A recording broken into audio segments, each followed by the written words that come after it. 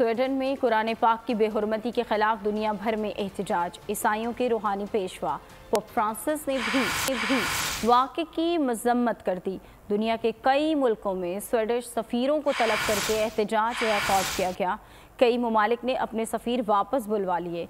Iran ने Swedish सफ़ीर की तैनाती को इल्तवा में डाल दिया।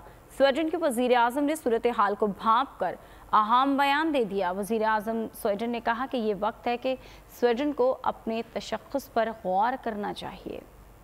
स्वीडन में कुरान पाक की बेहुरमती के खिलाफ दुनिया भर में एहतजाज। ईसाइयों के रूहानी पेशवा पोप फ्रांसिस ने भी वाक़े की मजम्मत कर दी। कहा, मुक़द्दस किताबों का एहतराम भी लाजिम है, बेहुरमती की इजाज़त देना नाकाबिल कबूल है। दुनिया के कई ममालिक में स्वीडिश सफ़ीरों को तलब करके एहतजाज रिकॉर्ड कराया गया। मुतादिद ममालिक ने स्वीडन से अपने सफ़ीर वापस बुला लिए। ईरान, इराक समेत कई ममालिक में स्वीडन के सफारत खाने पर सख्त एहतजाज किया गया। ईरान ने मुल्क में स्वीडन के सफ़ीर को इल्तवा में डाल दिया। कुरान पाक की बेहुरमती पर इंडोनेशिया में मुनफरिद एहतजाज रिकॉर्ड करवाया गया। मर्द और खवातीन बड़ी तादाद में मैदान में जमा हुए कुरान पाक की इज्तिमाई तिलावत करते रहे। स्वीडन के वजीर आजम ने सूरत हाल को भांप कर अहम बयान दे दिया। वजीर आजम स्वीडन ने कहा, ये वो वक्त है कि स्वीडन को अपने तशख़्ख़ुस पर गौर करना चाहिए। ये एक खतरनाक सूरत हाल है, हमें दूसरे लोगों की इज्जत का ख्याल रखना होगा।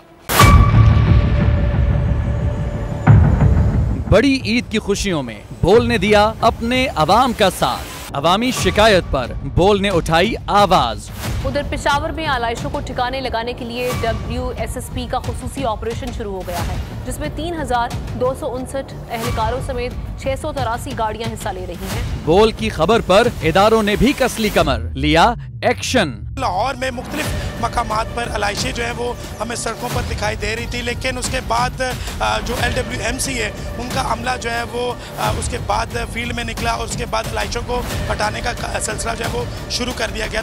क्योंकि बोल है पाकिस्तान का नंबर 1 न्यूज़ चैनल। सब्सक्राइब करें और बेल दबाएं ताकि कोई खबर रह न जाए।